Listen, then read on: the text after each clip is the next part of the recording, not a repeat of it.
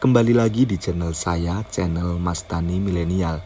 Kali ini saya sedang berada di kebun durian bawor dan musangking yang ada di Dusun Kebon Kliwon, Desa Kebonrejo, Kecamatan Salaman, Kabupaten Magelang.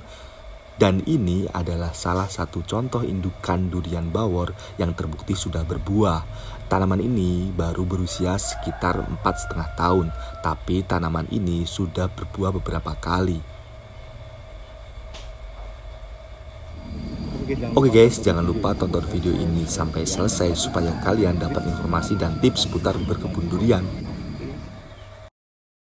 Saat ini durian tidak hanya digemari oleh penduduk kawasan Asia Tenggara saja, tetapi juga telah merambah ke berbagai belahan dunia. Kondisi ini membuka peluang pasar yang lebih luas bagi produk buah durian. Walaupun sebagian masih membenci durian karena aromanya, tetapi di banyak tempat telah tumbuh para pecinta durian yang rela merogoh saku lebih dalam untuk berburu durian ke berbagai negara.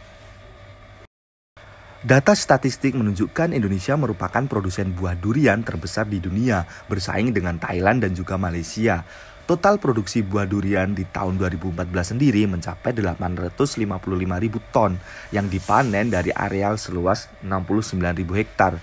Produksi ini menempatkan durian sebagai komoditas buah utama keempat di Indonesia setelah pisang, mangga, dan juga jeruk. Ironinya, fakta produksi setinggi ini hampir seluruhnya dipanen dari hutan dan tegalan yang belum dikelola secara baik. Perubahan lingkungan strategis antara lain adanya pembatasan impor buah telah meningkatkan kesadaran masyarakat untuk memulai menanam durian secara lebih baik. Geliat budidaya duriannya lebih intensif mulai diusahakan oleh pekebun rakyat, perusahaan swasta maupun badan usaha milik pemerintah. Namun demikian, praktek budidaya yang diterapkan di lapangan belum menunjukkan adanya penguasaan teknologi budidaya durian yang baik. Hal ini ditengarai durian masih dianggap sebagai tanaman budidaya baru karena selama ini tumbuh liar di pekarangan dan hutan. Sedangkan petani umumnya mengusahakan tanaman pangan dan perkebunan yang telah berlangsung turun-temurun selama ratusan tahun. Pekebun baru umumnya lebih mengandalkan semangat dan tekad serta kemampuan dalam menyediakan modal. Sebaliknya, mereka kurang memperhatikan aspek agroklimat dan agroteknologi yang sesuai untuk budidaya durian. Hal ini yang menyebabkan produktivitas petani itu kurang maksimal. Sehingga para petani harus memperhatikan faktor-faktor yang mempengaruhi produktivitas dalam berkebun durian. Oke teman-teman, langkah pertama yang bisa kalian lakukan dalam memulai berkebun durian yaitu memilih varietas bibit durian itu sendiri. Memilih varietas durian merupakan bagian yang sangat penting loh teman-teman. Bahkan bagi sebagian orang bisa menjadi masalah yang utama. Karena hal ini berkaitan langsung dengan nilai ekonomi. Durian yang memiliki atribut kualitas tinggi dihargai oleh pasar sangat tinggi, yang pada akhirnya mendorong pekebun untuk membudidayakannya. Secara umum, varietas durian dikatakan unggul bila memiliki karakter rasa manis legit sedikit pahit, daging tebal, porsi edible lebih dari 30%, biji kempis atau kecil, tekstur daging lembut dan kering, warna daging kuning sampai oranye, bobot buah 2 hingga 3 kg. Karakter lain yang dapat lebih meningkatkan nilai ekonominya antara lain tahan simpan, tahan penyakit, dan produksi tinggi. Di samping karakter fisik tanaman, faktor lain yang perlu menjadi pertimbangan untuk memilih varietas durian adalah lokasi asal pohon induk, kemudahan akses pasar, preferensi konsumen yang dituju, produk akhir yang disasar, dan model pemasaran, dan lain-lain. Sudah banyak varietas unggul jenis durian yang telah didaftar di Kementerian Pertanian. Beberapa di antaranya dapat menjadi pilihan kalian guys, antara lain ada durian pelangi, ada durian matahari, dan juga ada durian tembaga, dan masih banyak lagi guys.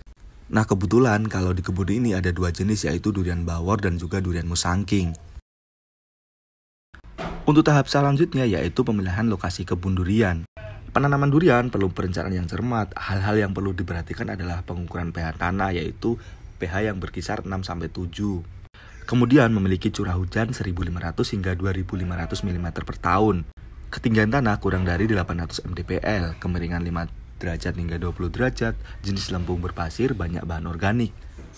Penentuan lokasi kebun secara cepat dapat dilakukan dengan cara melihat kehadiran tanaman durian yang tumbuh di sekitar lokasi calon kebun.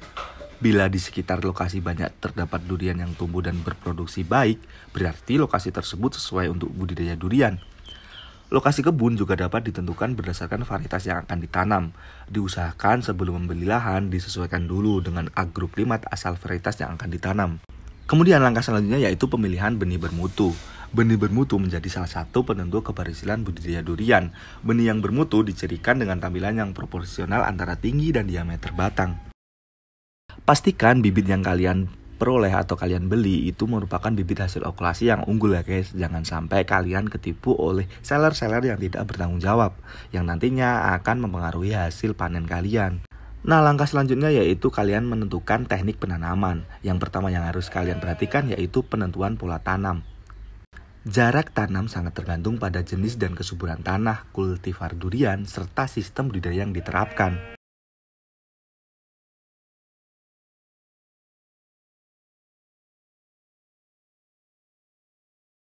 Nah, untuk kultivar durian berumur genja, jarak tanam bisa 10 meter x 10 meter. Sedangkan kultivar durian berumur sedang dan dalam, jarak tanamnya bisa 12 meter x 12 meter. Intensifikasi kebun durian, terutama waktu bibit durian masih kecil berumur kurang dari 4 tahun, dapat diupayakan dengan budidaya tumpang sari. Berbagai budidaya tumpang sari yang biasa dilakukan yakni dengan tanaman horti seperti lombok, tomat, terong, tanaman pangan, ada padi gogo, kedelai, kacang tanah, dan lain-lain. Atau kalian juga bisa menanami dengan tanaman buah yang berbuah di usia kurang dari 2 tahun, seperti contohnya jeruk, jambu biji, dan juga jambu air. Nah, untuk selanjutnya kalian bisa lakukan yaitu membuat lubang tanam dengan ukuran 1 meter x 1 meter x 1 meter. Lubang tanam dibiarkan kering terangin angin selama kurang lebih 1 minggu, lalu lubang tanam ditutup kembali. Tanah galian bagian atas terlebih dahulu dimasukkan setelah dicampur pupuk kompos 35 kg per lubang, diikuti oleh tanah bagian bawah yang telah dicampur 35 kg pupuk kandang dan 1 kg fosfat. Untuk menghindari gangguan rayap, semut, dan hama lainnya, dapat dicampurkan insektisida butiran seperti furadan. Selanjutnya, lubang tanam diisi penuh sampai tampak membukit setinggi 20 hingga 30 cm dari permukaan tanah. Tanah tidak perlu dipadatkan. Nah, untuk langkah selanjutnya yang perlu kalian perhatikan yaitu pemeliharaan tanaman.